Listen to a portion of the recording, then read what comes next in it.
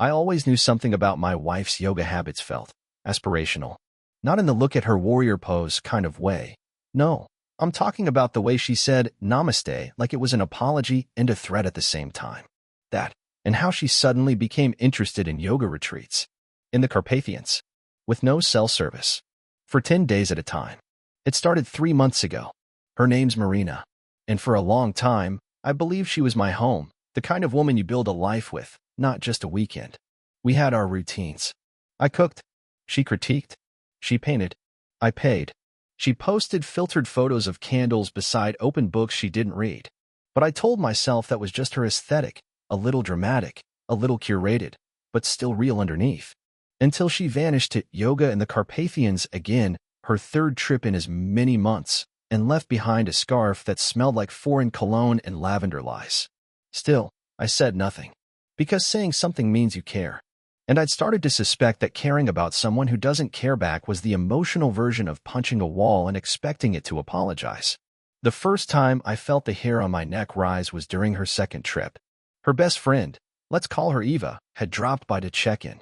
Nothing strange about that, until she lingered in the kitchen with her hand trembling around a glass of water.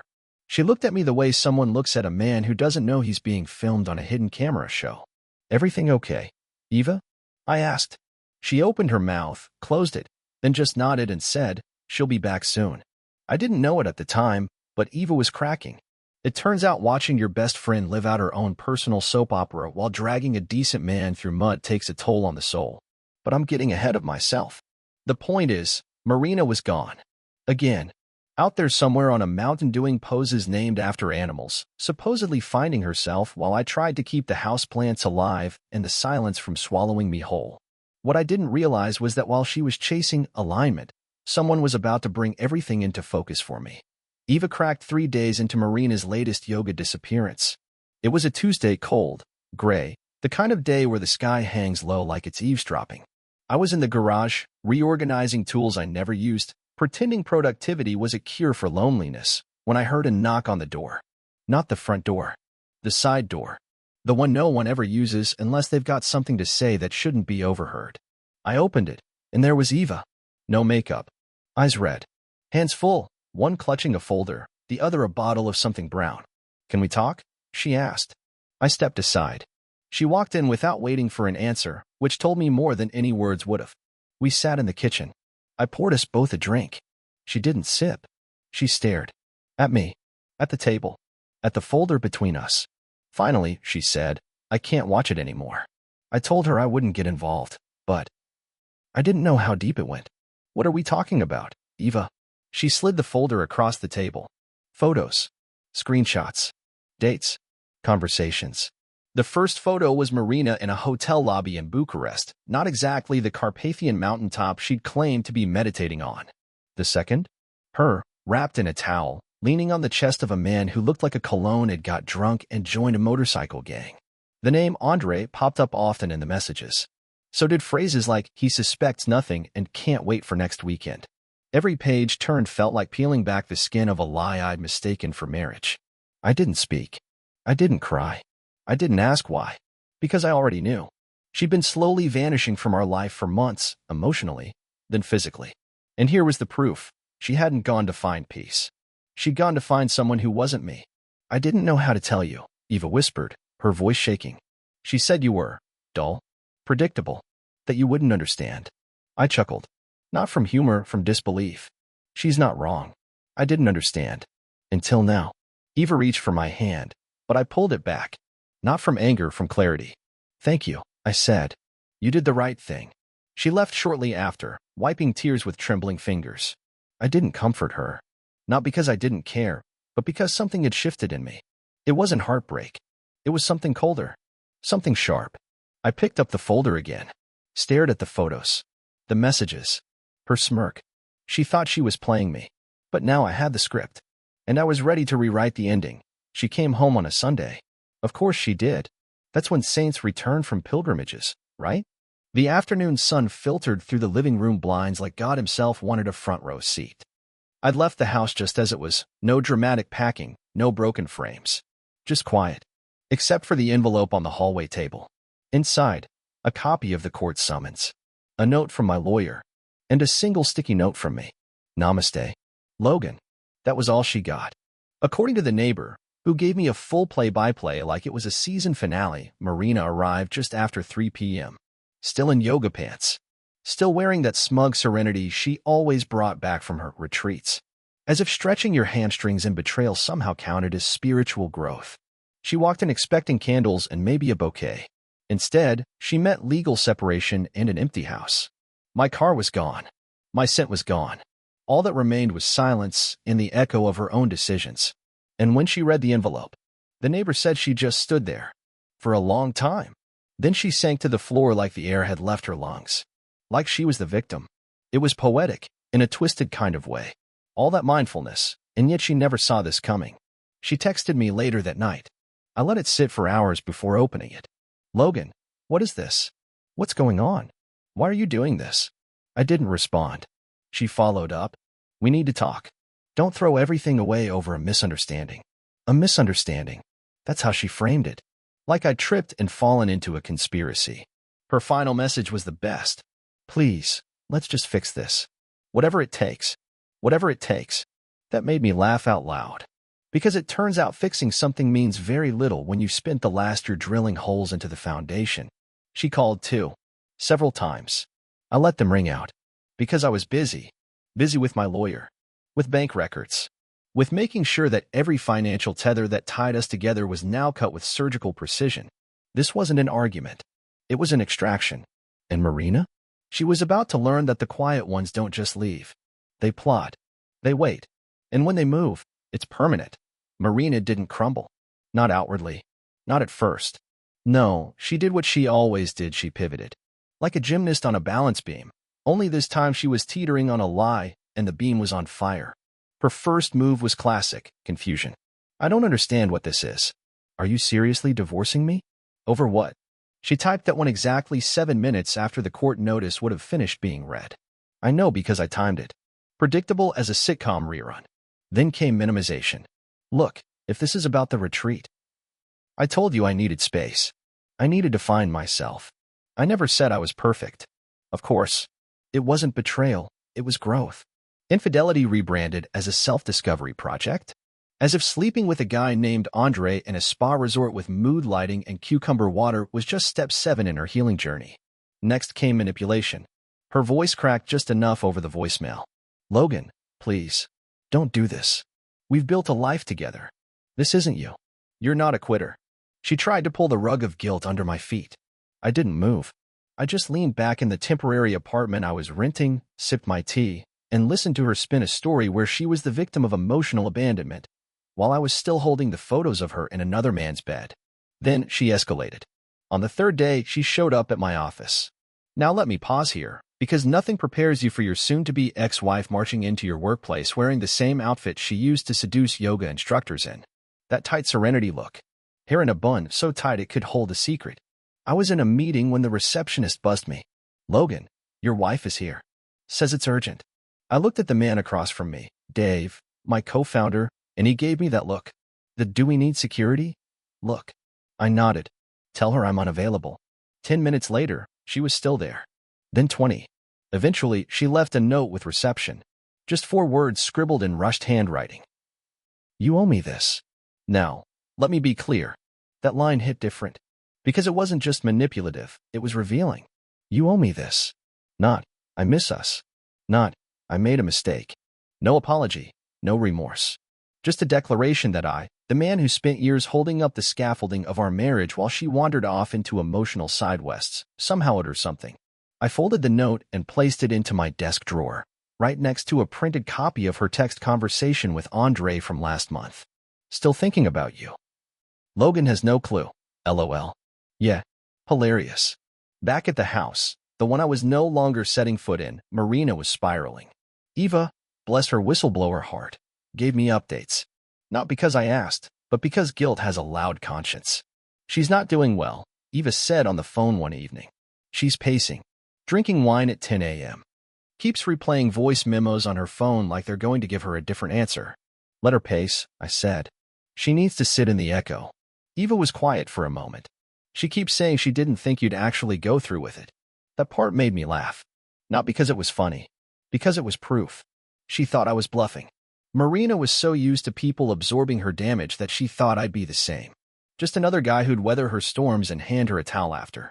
But see, she never realized that I wasn't a doormat. I was a vault. Silent, still, and damn near impossible to crack. But once I open, everything changes. The real twist came a week later.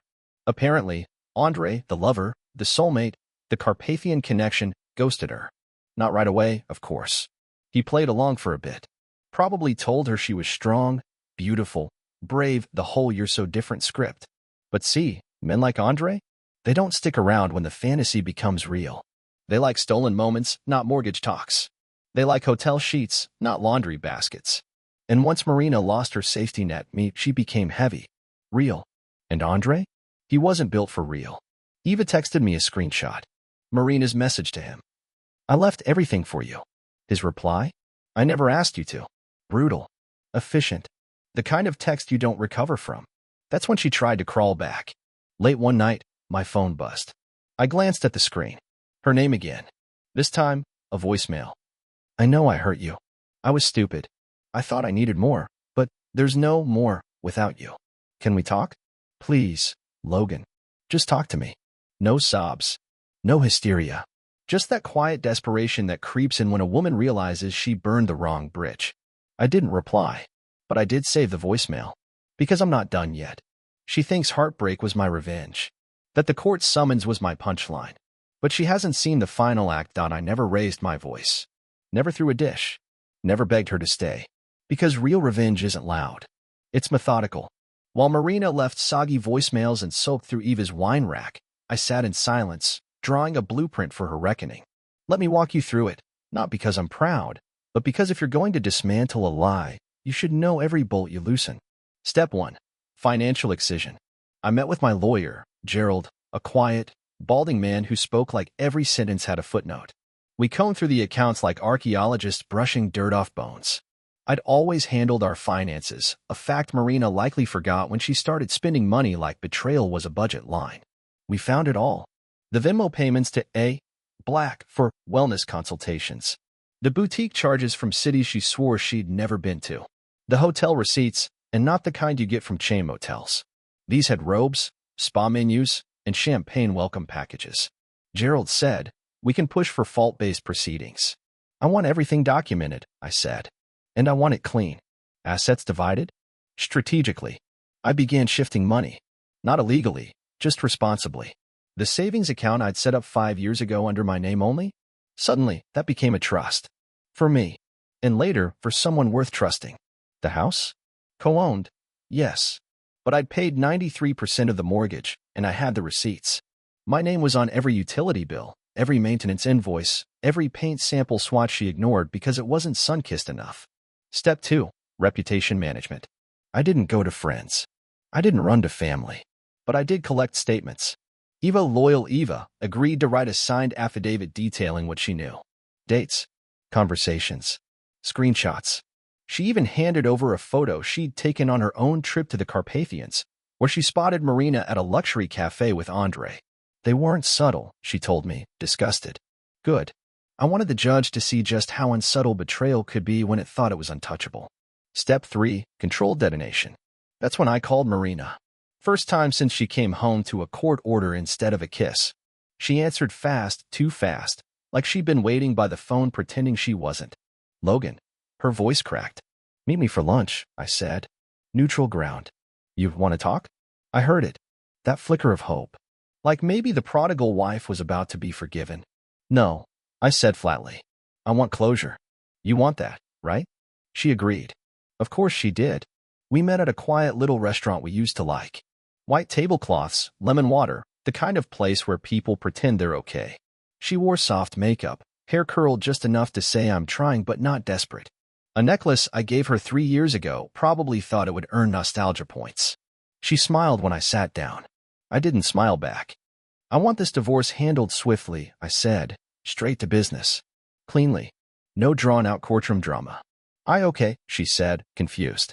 But Logan, can we just talk? About us. There is no us, I said. There's a you. And there's a me. And the space in between is what you did. Her hand twitched around her water glass. You don't understand. Things with Andre weren't real. He ghosted me. I got lost. But I didn't mean to hurt you. I stared at her. Cold. Steady. You didn't mean to get caught. She blinked. That's not true. You left a trail a blindfolded raccoon could follow. You didn't even bother hiding it, Marina. You celebrated it. I didn't celebrate it, she said sharply. I was confused. No, I replied. You were selfish. I opened my folder and slid it across the table. Paperclip documents. Photos. Statements. My own silent artillery. Here's what's going to happen, I continued. You're going to sign the agreement my lawyer sends you. You're going to waive spousal support. You're going to forfeit claim to the house. In return, I won't submit these materials to the judge. She flipped through them. I watched her face morph denial, rage, panic, then defeat. You're blackmailing me, she whispered. No, I said calmly. I'm giving you a choice. You walk away now with your dignity, or you try to fight me, and I show everyone exactly who you are. You're not this cold, she said. You can't be. I leaned in. You never really knew me, I said. That was your first mistake. That night, she called again. I didn't answer. She texted. You were cruel today. I didn't reply. Because that's the thing about cruelty, it's subjective. Some people call it justice. And I wasn't done. I didn't hear from her for 3 days, which, in Marina time, is a lifetime. She finally replied, not with rage, but with compliance. Her lawyer sent over a message that felt like a white flag made of scented paper. My client is willing to negotiate on all terms outlined by Mr. Hale. Translation? She knew she lost. What she didn't know was how thoroughly. See, the house was mine, but the perception of it was still public. And we had a neighborhood that thrived on gossip like it was oxygen. So I made sure everyone found out. Carefully, subtly, through the proper channels. No rants. No accusations. Just facts. I posted the court date on the HOA calendar. Let slip to the neighbor that Marina would no longer be residing on the property. Donated every item she left behind, including those expensive yoga sets and a shirt she once accidentally packed back from retreat. She called. I ignored. She showed up once. I didn't answer. I left her standing outside with a cardboard box and a look that said she was rehearsing regret. Then came Eva. She texted me. She's unraveling. She said she made a mistake. Of course she did. People like Marina never believe the building will burn until they're choking on the smoke. Final court day. She wore all white. Because nothing says forgive me like cosplay innocence. The judge asked if both parties were certain of the settlement agreement. She turned to me, her eyes glassy, but I didn't give her anything to latch on to. I just said, yes, Your Honor. That was it. With one signature, it was done. On the way out of the courthouse, she reached for me. A soft touch on the sleeve, like she still believed in cinematic endings. Can I say something? She asked. I looked at her. You can say anything, but I won't believe it. She swallowed hard. You were a good husband. No, I said. I was the husband. You were just rehearsing for someone else. Then I walked away. Not because I wanted her to chase me, but because I knew she wouldn't. And that was the point. I didn't celebrate. I cleaned. Systematically. I replaced the sheets, painted the bedroom, threw out every mug she ever bought. The photos? Gone. The Spotify playlist she made? Deleted. Even the couch, where she once cried about how hard life was for creatives, sold in an online listing titled Great Condition, used only for lies. Every memory got wiped. Because healing isn't passive. It's an act of demolition. You don't move on by walking away. You bulldoze the house and salt the ground.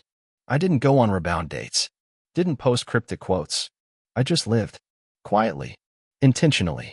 And when the loneliness crept in at 2 a.m., I reminded myself, that's better than living with someone who smiles at you while texting another man under the table. I wasn't sad. I was detoxing. It happened at the grocery store.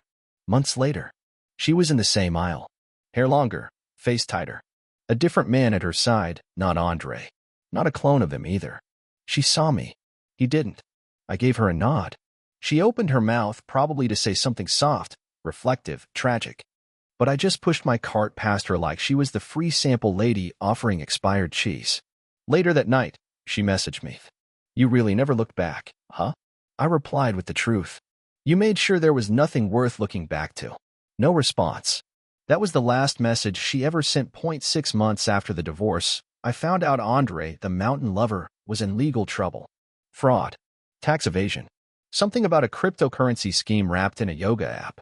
Guess whose name was listed in his documents? Yep, Marina. Apparently, some of their retreats were funded through a business she helped co-manage. Her name was on the lease. And the loans. But not the profits. Eva called in a panic. She's broke. Her accounts are frozen. I smiled. Guess the universe does yoga too. She had to sell her car. Move into a studio apartment. Get a real job. And me? I bought a cabin by a lake. No drama. No secrets. Just air that didn't reek of deception. Some might say I won. But I don't think of it that way. I didn't win. I just stopped playing her game and built my own.